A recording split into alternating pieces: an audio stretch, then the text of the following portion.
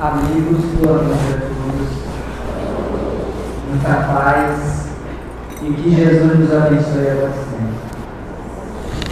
É sempre uma alegria renovada poder retornar aqui à Casa do Caminho para nós falarmos da doutrina espírita e hoje em particular do Evangelho, na temática do capítulo 3, em que Jesus vai dizer que não deveríamos perturbar o nosso coração, que nós deveríamos acreditar em Deus, nosso Pai, que está nos céus, e em Ele também, porque há muitas moradas na casa do nosso Pai. Talvez seja essa a passagem mais representativa para todos nós que nos dizemos espíritas, que acreditamos em um dos pressupostos básicos da doutrina, que é a imortalidade da alma, que é a continuidade da vida depois da morte. Se eu que me digo espírita, que acredito nos princípios doutrinários trazidos pelos Espíritos e não tenho certeza disso, porque muito mais do que acreditar, é preciso saber.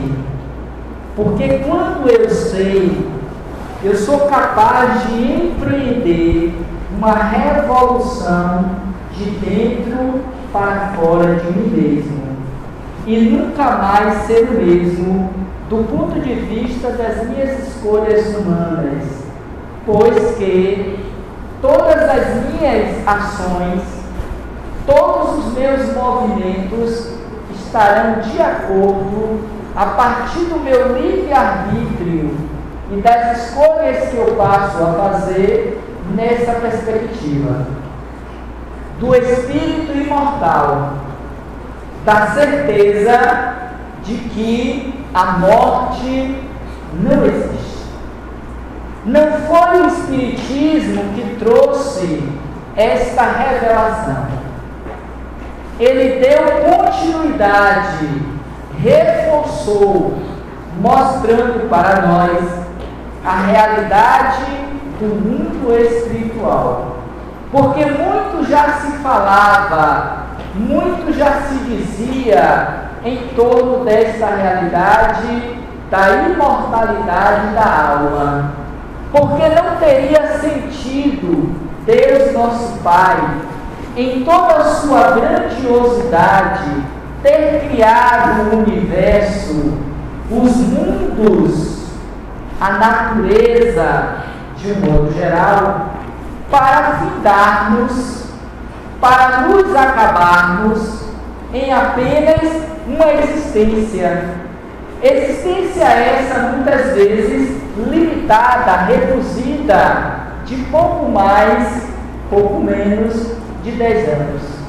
Isso quando temos o privilégio e a oportunidade de chegar a uma década de existência no corpo físico.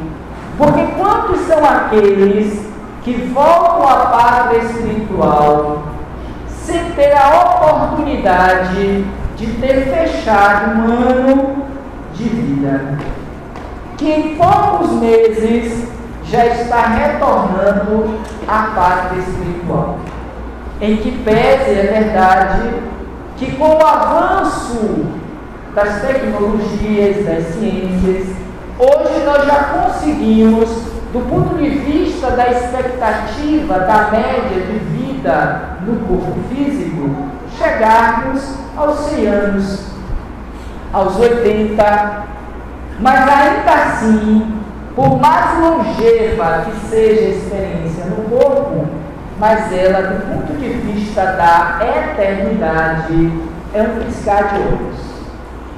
Por isso, se eu sei, se eu acredito nesta prerrogativa, nesta afirmativa de que a vida continua, eu não tenho por que temer a morte. Eu não tenho por que me desesperar quanto à perda, da partida de um ente querido. Mesmo quando eu me encontro em um estado moribundo de doença, de enfermidade, em que a expectativa do prolongamento da existência do corpo não durará mais, talvez, do que 3 meses. Porque internamente eu tenho a consciência de que eu continuarei sobrevivente à morte do corpo físico. E mais do que isso, haverei de retornar a uma nova experiência no corpo logo mais, porque estarei apenas dando uma até logo a experiência no corpo físico, porque sei que logo mais retornarei ao corpo para uma nova existência, que necessariamente não precisará ser aqui em Salvador, na Bahia. Não necessariamente nesse que nós rotulamos como sendo a terra, a nossa escola, o nosso palco de aprendizado e de aperfeiçoamento moral. Porque dizem os Espíritos que toda experiência no corpo, por mais difícil e limitada que ela possa ser, tem sempre como objetivo o melhoramento, o aperfeiçoamento daquele que ora estagia naquela unidade corporal. Portanto, não há por que eu me desesperar, me angustiar, caso eu perceba que aquele a quem eu tanto amo está prestes a retornar à pátria espiritual. Porque eu sei que para ele lhe chegou o final da experiência no corpo por uma necessidade espiritual, por uma vontade de Deus. E eu a respeito e entendo que naquele momento foi o melhor para ele. E sei que a sua destinação, fatalmente qual será a minha, é para ser feliz, é para que avance, é para que ele se harmonize em relação às leis de Deus. Porque disseram Cristo, quando esteve conosco, de que nós não sairíamos daqui do palco da vida do corpo, sem que antes nos ajustássemos com a lei. Esta mesma lei que se encontra ora na nossa consciência, que é a unidade divina em nós, espíritos encarnados, e que eu sei que mais cedo ou mais tarde retornarei para dar continuidade a esse meu aprendizado, que somente a experiência corporal é capaz de me favorecer. Por isso que um dos princípios básicos da doutrina espírita, depois da imortalidade e comunicabilidade dos espíritos, é a pluralidade das existências. O espírito, a fim de alcançar o objetivo final para o qual fora criado, ser feliz, é a meta última do espírito no seu processo de nascimento, de morte, de renascimento, o progresso que inevitavelmente o conduzirá a uma consciência plena da sua realidade individual e espiritual. Ele atingirá a condição de espírito perfeito. Eis a nossa destinação. E quando tal se der, significa dizer que eu já passei por todos os estágios da experiência relativa humana no corpo, necessárias para esse engrandecimento, essa abertura da consciência, a fim de que eu possa me perceber filho de Deus. um espírito iluminado, perfeito, porque Jesus, igualmente veremos no capítulo 17 do Evangelho segundo o Espiritismo, nos desafiou a sermos perfeitos, como perfeito é o nosso Pai Celestial. E esta conquista se dá na medida em que eu me mobilizo, eu me movimento ao atingimento da meta que as reencarnações nos favorecem, seja neste que ora nos encontramos, seja ainda nos outros mundos pelos quais transitamos.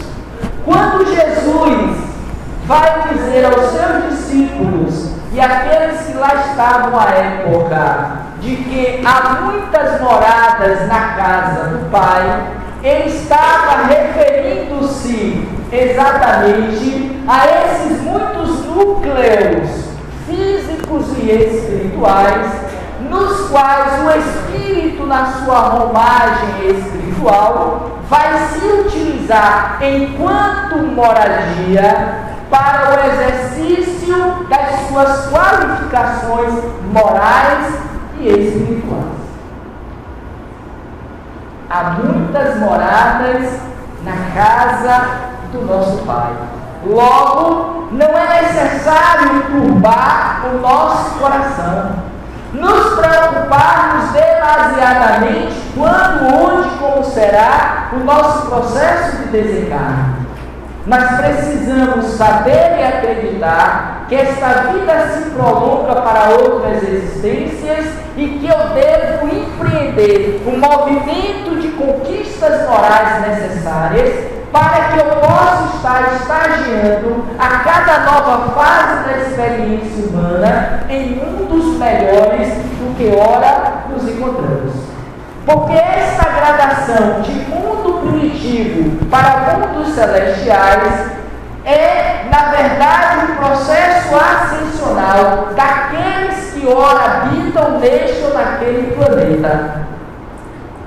Pois, como é sabido, nós nos encontramos momentaneamente nessa faixa etária do aprendizado humano e espiritual em um planeta como o nosso, a Terra, da categoria ainda de um mundo inferior, de provas e de expiações. Daí porque as experiências se assimilarem àquelas que ora nós vivemos, que de alguma sorte todos as passamos, uns mais, outros menos, porque vai depender dos seus comprometimentos com a lei e a consciência que já se tem em torno da necessidade dessa harmonização com a própria lei. E quando eu entendo isso, fundamentado nos princípios da doutrina espírita, eu entendo que cada nova oportunidade do corpo é para que eu avance, é para que eu acelere o meu processo espiritual, a fim de que não venha me atrasar frente ao objetivo sagrado da vida, que é ser feliz, que é ser perfeito, que é encontrar-me comigo mesmo na minha unidade divina. E aí a gente compreende melhor aquela fala, aquela citação de Jesus, quando ele assim pontuou, olhando para aqueles que ali estavam à sua volta, e em particular os seus discípulos, ele dissera: vós sois deuses, fazei brilhar a vossa luz. O brilhar da luz é a ampliação da consciência em torno da verdade que liberta. É o entendimento do porquê e do para quê estamos encarnados. E a tarefa que nós precisamos desenvolver na experiência do corpo. Por mais amarga, por mais difícil, por mais enfermiça que ela possa ser, na sua limitação de locomoção, de ação, porque ali está o espírito e não apenas o corpo. O meu olhar deve estar voltado para essa perspectiva do espírito imortal. Ora eu sofro, ora eu me encontro limitado, ora eu estou impedido de determinadas ações ou conquistas, apesar do impulso, do desejo, da vontade e, quiçá, muitas vezes, do movimento de querer atingir.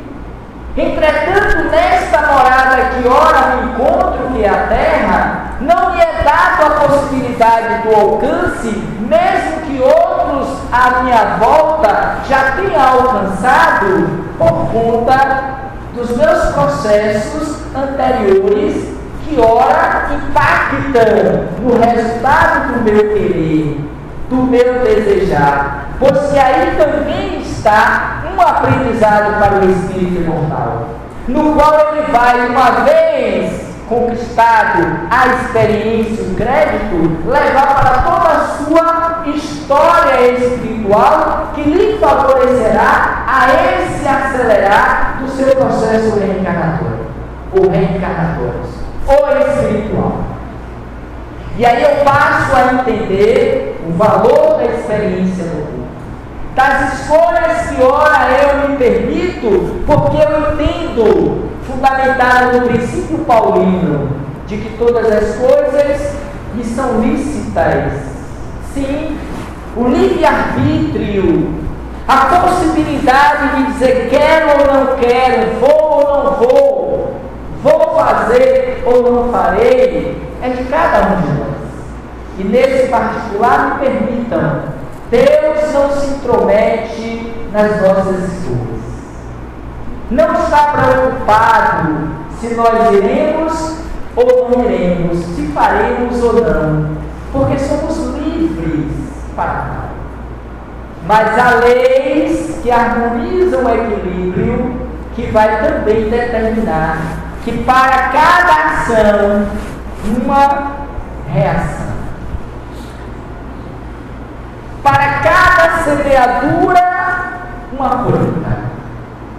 E se eu tenho uma perspectiva de avançar para moradas melhores, mais sublimes, mais belas, mais evoluídas do que a que ora eu estou, em que pese, e há de se dizer, que esta luz credencia, nos possibilita a vivermos felizes, a ampliarmos as nossas conquistas, não apenas materiais, mas sobretudo espirituais, na medida em que eu invisto e foco o meu olhar, a minha força, a minha fé nesse desiderato, nesse propósito, eu entendo que em semeando, em produzindo as sementes e os frutos do bem, eu terei inevitavelmente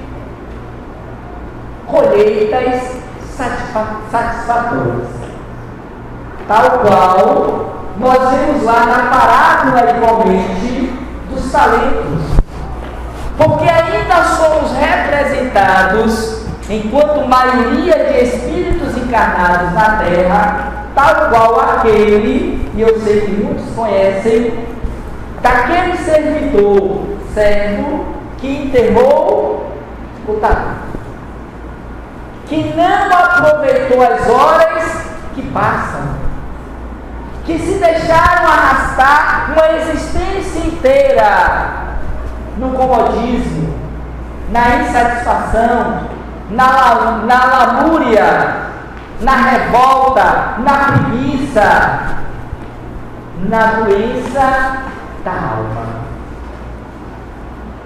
esquecidos de que a semelhança dos dois outros servos poderiam ter produzido, ainda que com pouco recebido do Senhor, para mais 2, para mais 4, para mais 6, ou seja, sair desta muito mais detentor de valores espirituais do que materiais, porque às vezes Uma forma, consciente ou não, de enterrarmos o talento é ir em busca das coisas materiais.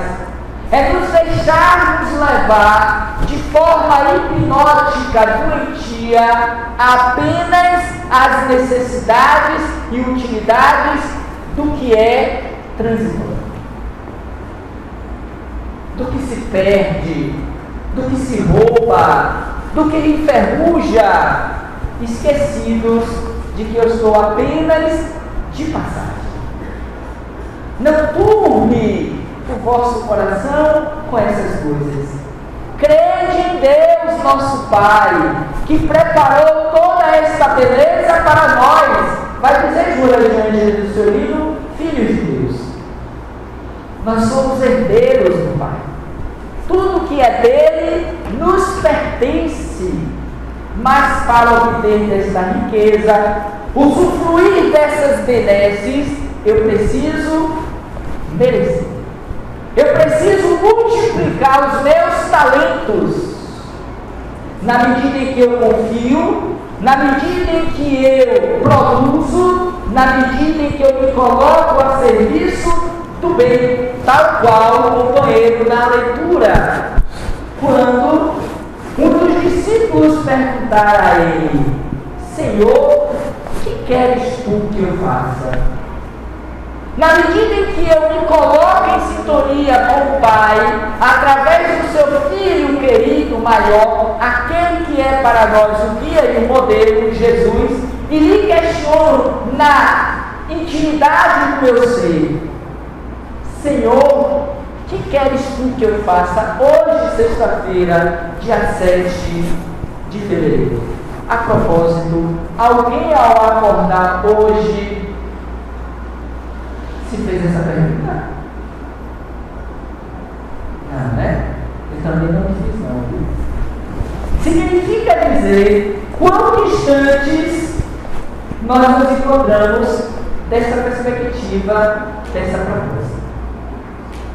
Porque deve ser um estado contínuo, tal qual um estado contínuo é quando nós acordamos preocupados com o horário, porque estamos atrasados para o trabalho.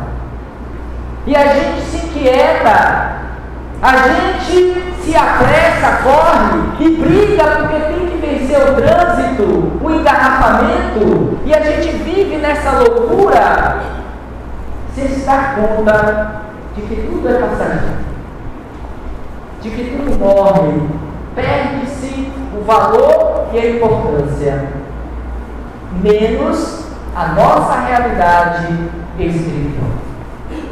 E que se eu não faço por merecer nesta existência, eu raramente, dificilmente terei a oportunidade de viver em mundos celestiais. Porque é preciso que haja crédito. O Cristo também já dissera: nem todo aquele que disser Senhor, Senhor, entrará no reino de Deus. Será aceito, mas somente aquele que fizer a vontade do meu Pai que está nos céus. E aí então eu começo a pensar: o que é que verdadeiramente tem a ver com essas muitas moradas propostas por Jesus? Porque nesta consolação, que nós olhamos para o céu e vemos essas milhares de estrelas, de planetas, são as representações físicas dessas moradas da casa do Pai, as quais estão destinadas para muitos de nós, espíritos que ora que nos encontramos sentados nessas cadeiras e aqui falando para vocês que um dia nós haveremos de habitá-los. Ou ainda para aqueles que ora estão sendo criados pelo Pai, para que também, igualmente, como nós que aqui chegamos, um dia eles possam, por merecimento, estagiarem em mundos que ora não queremos mais. Porque vocês Vocês já devem ter ouvido falar que esta morada do Pai, que não é a pior de todas, mas igualmente não é a melhor dentre todas, está em processo acelerado de mudança, de transformação, de renovação, a chamada transição planetária. Está lá no Evangelho segundo o Espiritismo, no capítulo 3, a destinação da Terra. Ela há de se tornar um planeta feliz.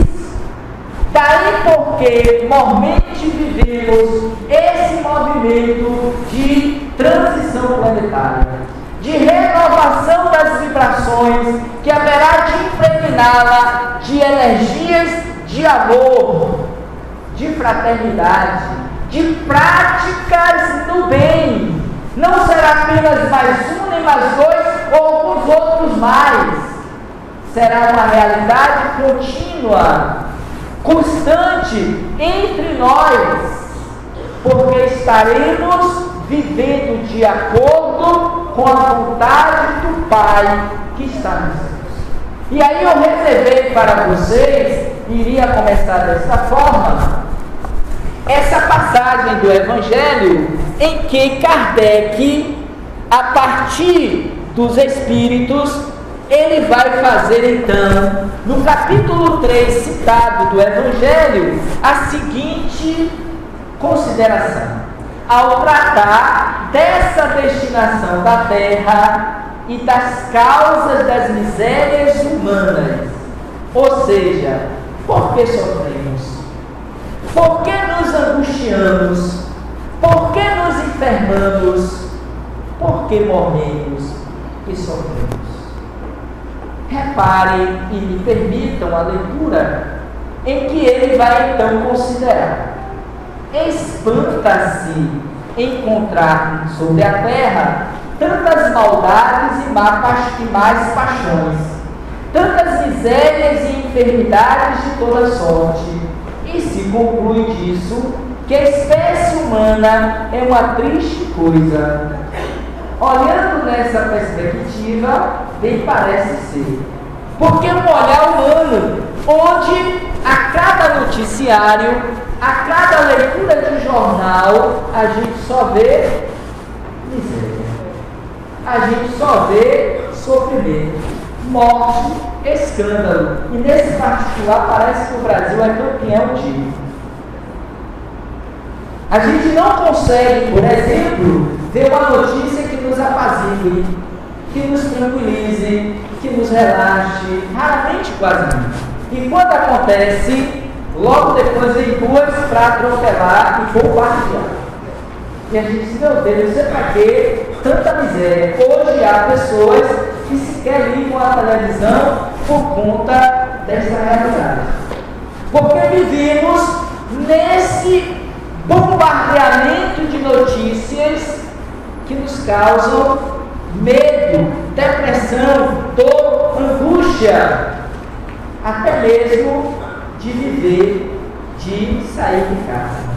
Quantos enlouquecem quando não suicidam-se por conta dessas tragédias humanas que a mídia também sabe fazer e multiplicar coloridamente para causar o temor, o medo, porque nós vivemos, infelizmente, dentro dessa cultura, dentro dessa síndrome do pânico, precisando, para acalmar as tensões, dessas medicações que na maioria das vezes, com perdão, aqueles da área de medicina mais prejudicam do que favorecem, do que ajudam. Mas seguindo, ele vai dizer: esse julgamento provém do ponto de vista limitado em que se está colocado e que dá uma ideia falsa do conjunto. E aí a gente vai entender a grandeza de Deus nesse particular. É preciso considerar que sobre a terra não se vê a humanidade, mas apenas uma pequena parcela dessa humanidade, Com efeito, a espécie humana compreende todos os seres dotados de razão que povoam os inumeráveis mundos do universo. Ora, pergunta o autor do texto, ora, o que é a população da Terra perto da população total desses mundos habitáveis? Porque acreditem, a própria ciência hoje já constata de que existem indícios fortes de que existem vidas interplanetárias, de que a Terra não é apenas um único planeta habitável. Ainda não tem uma ratificação total da ciência, porque sabe-se que quando isso acontecer, haverá de haver ou de existir uma revolução nas nossas escolhas na vida. Uma mudança de perspectiva, de valores. Porque se eu acredito, vamos pensar dentro dessa linha de raciocínio, se eu acredito que eu só tenho uma vida e que depois desta tudo voltará ao pó, tudo acabará, por qual razão eu terei que destinar o meu tempo, a minha atenção, os meus esforços para as coisas que eu sei que não vou conseguir? Quer um exemplo humano? Alguém aqui investiria os seus recursos financeiros, a sua ação e o seu tempo em algo que vocês sabem que não vai ter resultado satisfatório, desejado? Penso, do ponto de vista racional lógico, que ninguém faria isso. É como a gente usa a expressão, não faça isso é perda de tempo. E o que mais a gente tenta trazer para a gente é tempo. Ai, se a gente tivesse o controle do tempo, a gente não conseguiria dar um passo para frente. Porque a gente ia usar ainda mal esse recurso divino. Porque vai dizer Nélio Lúcio, no seu livro Jesus no Lar, que o tempo é um talismã divino, no qual, quando usado com sabedoria, nos possibilita o crescimento e as aquisições desses valores espirituais que precisamos para entrarmos na consciência divina que somos todos. Mas o que nós fazemos? Malbaratamos o tempo com escolhas que sabemos que não nos levarão à paz e à felicidade, que indiretamente sabemos que nos causará mais dor do que felicidade.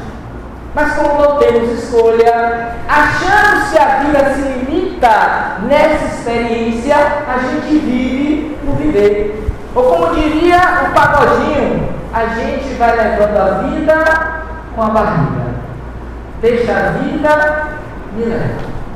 E nesse me levar, eis que as forças físicas orgânicas se deterioram, acabam-se, e aí a gente quer voltar o tempo perdido, readquiri-lo, e não tem mais jeito.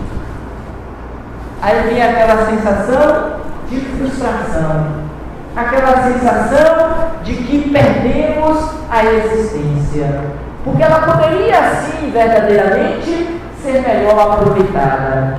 Mas o que é que nós fizemos do tempo que ficamos no corpo físico?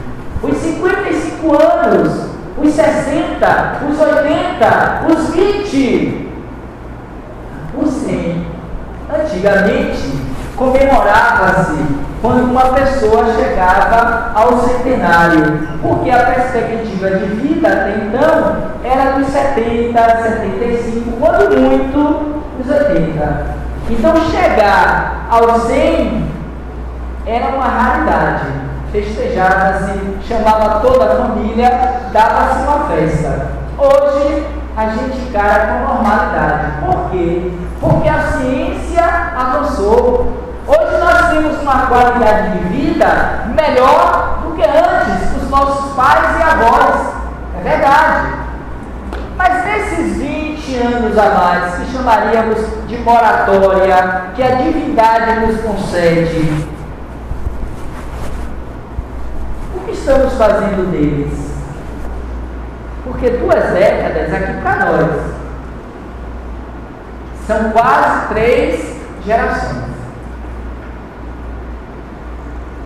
E em 3 gerações você pode fazer muita coisa.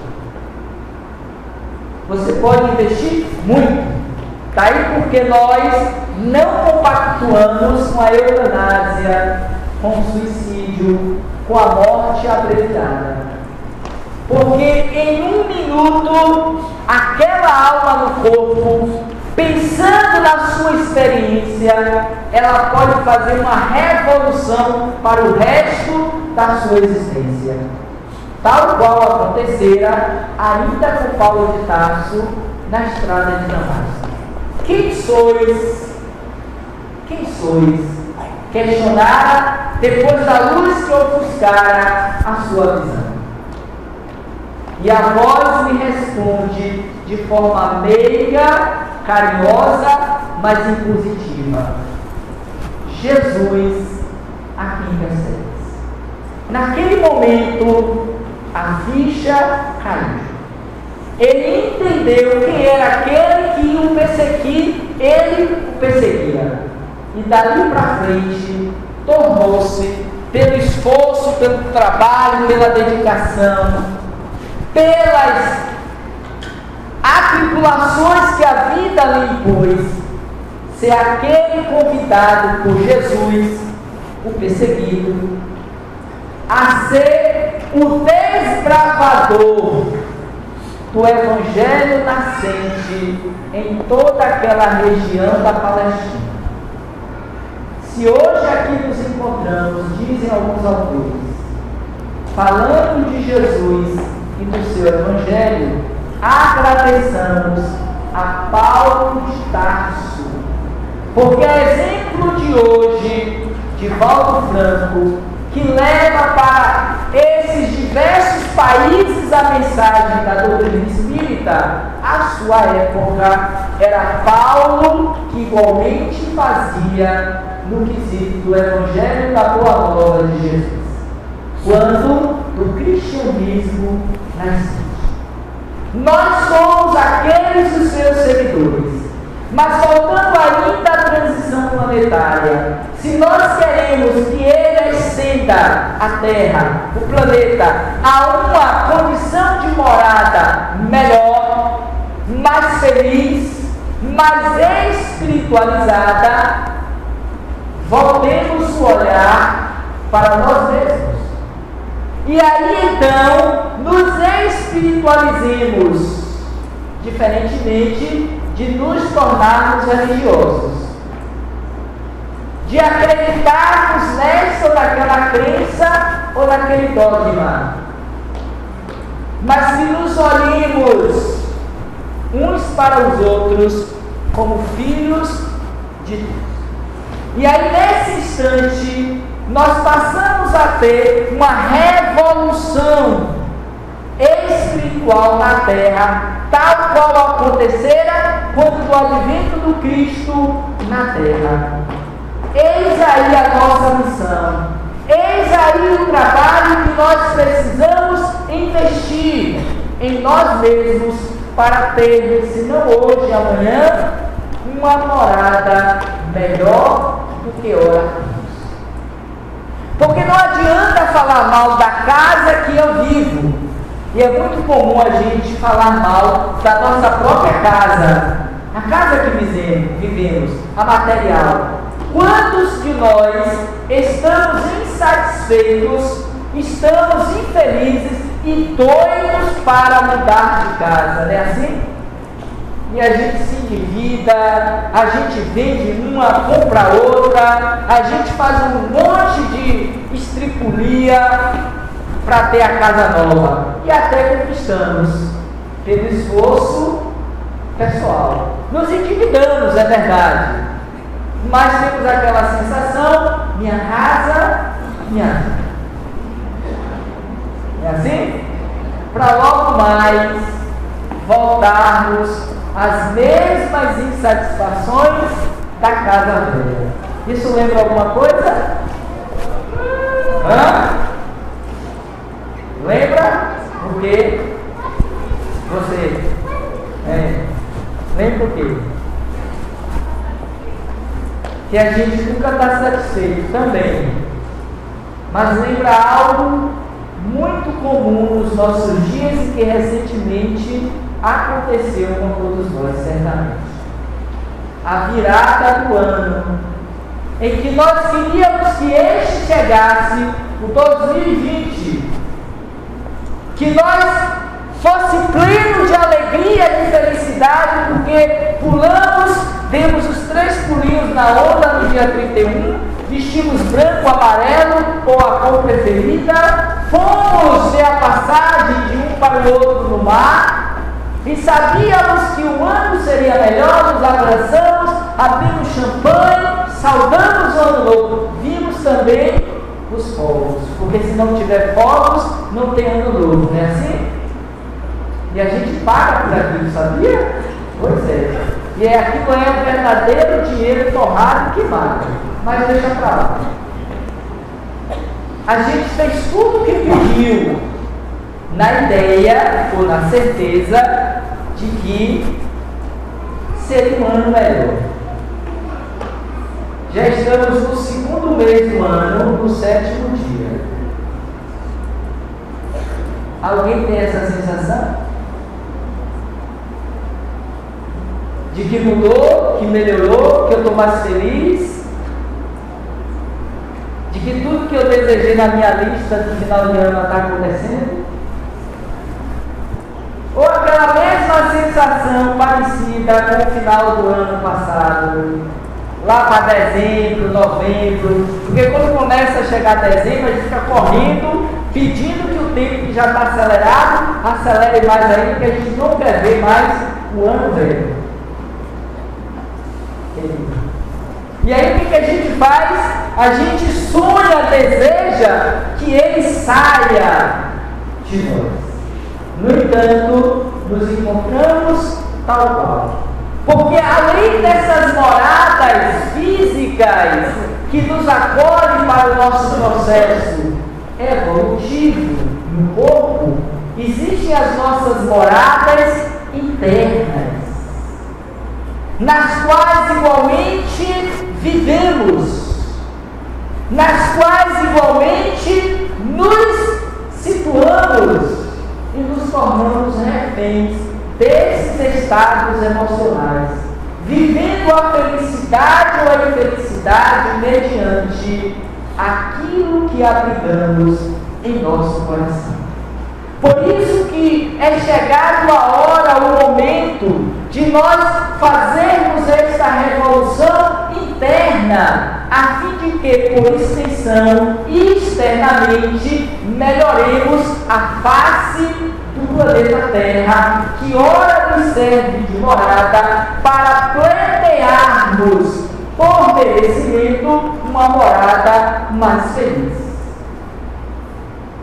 Porque é uma consequência, porque é um processo natural que estamos fazendo.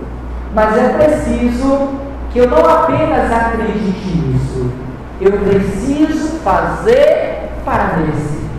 Então, quando Jesus diz que não devemos turbar, não devemos nos perturbar, que não devemos nos inquietar o nosso coração, é para entender que tudo na vida tem um processo, tem uma continuidade, tem um caminho, em que eu preciso estar no controle, na ação, para conquistar esta realidade de mundo novo, de ano novo, a fim de nos tornarmos verdadeiramente felizes. Mas não aquela felicidade oriunda das conquistas materiais exteriores, em que pese que seja possível igualmente ter essa sensação das conquistas alcançadas materialmente. Mas quando não as temos, nos mantemos igualmente nesse estado de tranquilidade, de pacificação, de harmonia interior. Nesse sentido, estaremos cumprindo a vontade de Deus, nosso Pai, que está nos céus. Então nós vamos encontrar no Evangelho, nesse capítulo 3, várias citações, mensagens que se referem a essa ideia dessas muitas moradas da casa do Pai. Sendo que a casa é, na verdade, a simbologia do universo. E conforme já dissemos, não seria da grandeza e da inteligência de Deus ter feito todo esse universo e apenas ter escolhido uma das suas moradas para ser habitada. Assemelha-se no nosso dia a dia com aquele construtor, com aquela empresa de construção que ergue um edifício de 30 a 20 andares. 4 apartamentos por andar. Decora-o com as melhores peças e materiais,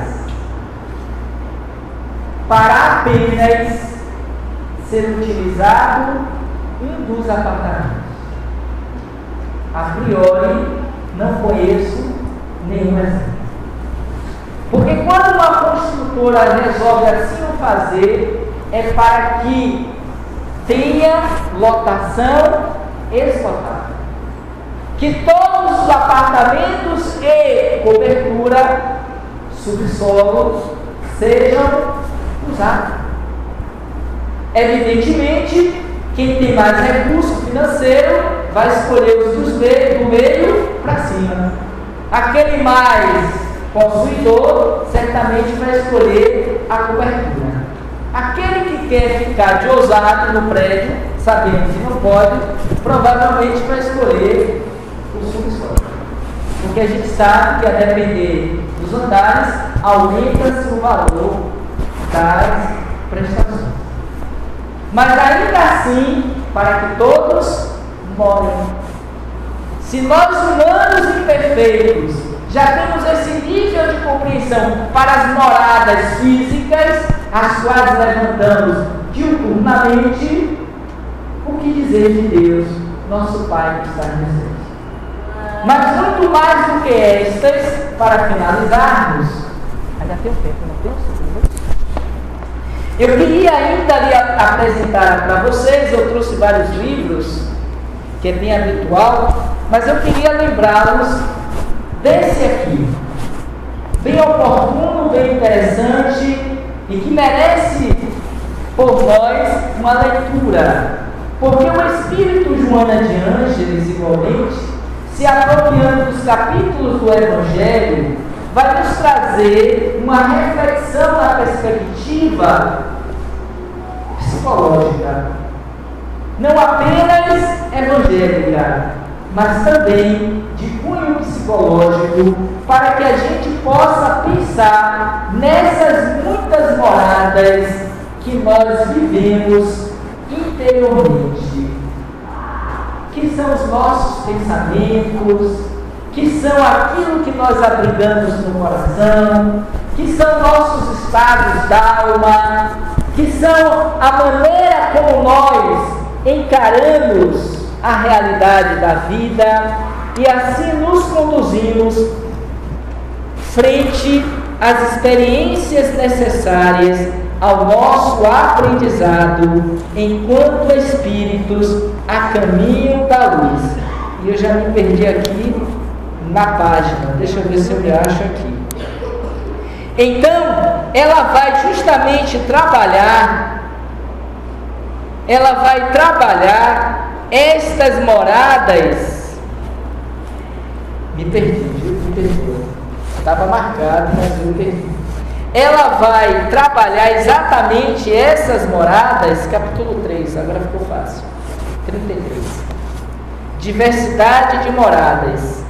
Ela vai trabalhar nessa perspectiva do Espírito. Então é interessante que nós olhemos esse texto para que a gente possa também refletir sobre essas moradas que nós guardamos dentro de nós mesmos. E aí eu vou pegar aqui um texto para a gente concluir, em que ela faz a seguinte consideração.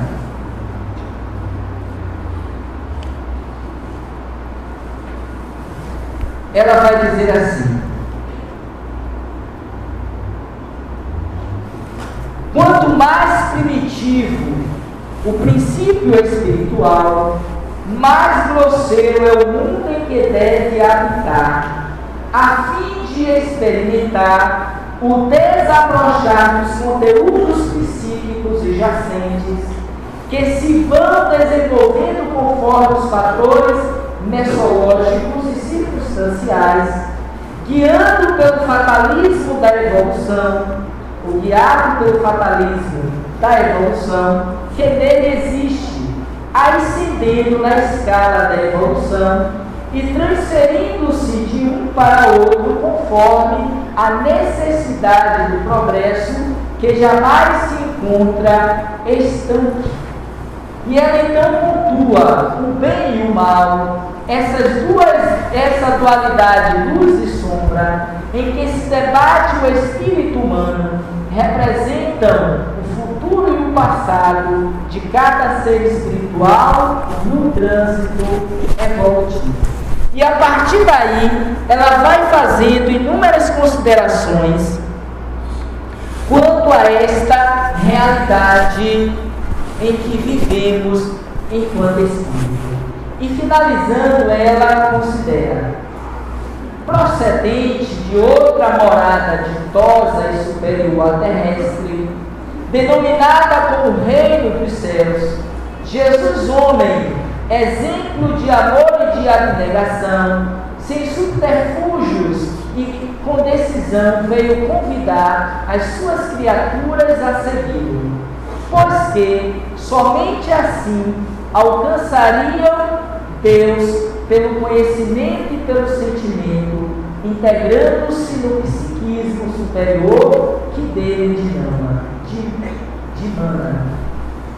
Com toda a justeza, portanto, considerando a ignorância humana e elucidando quanto à necessidade da plenitude, explicitou que há muitas moradas na casa do meu Pai, em convite subreptício, ao mesmo tempo direto, para que todos se empenhassem para alcançá-las.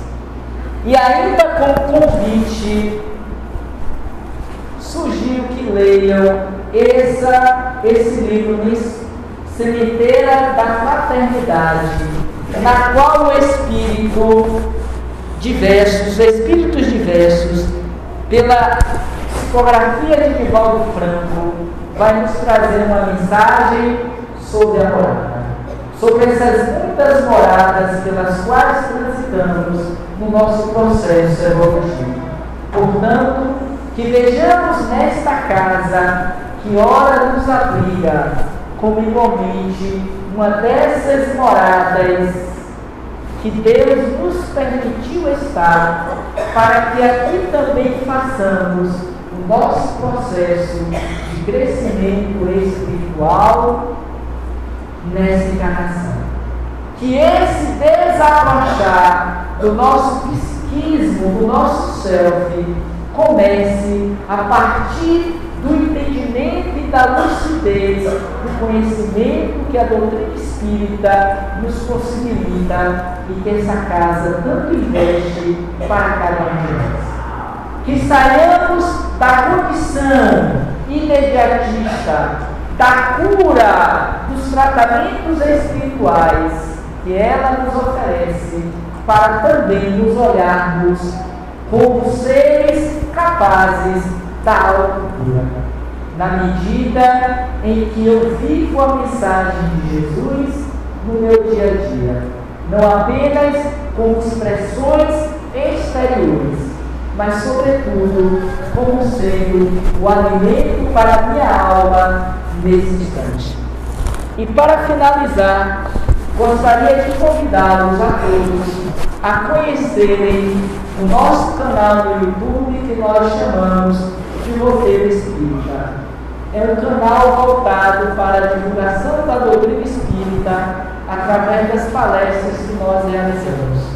Aqueles que se interessarem em conhecer, nós deixamos aí fora esse panfleto junto àquela mesinha que tem o computador, que vocês podem pegar, levar para casa e acessar o nosso canal Roteiro Espírita sem o acento no i, e se gostarem, se interessarem, nos seguir. Porque além das nossas palestras, de outros companheiros do movimento espírita, nós temos também inserido nesse canal. Quem sabe ali seja também um espaço midiático, uma morada de Deus, para nós nos vermos como espíritos a caminho da luz.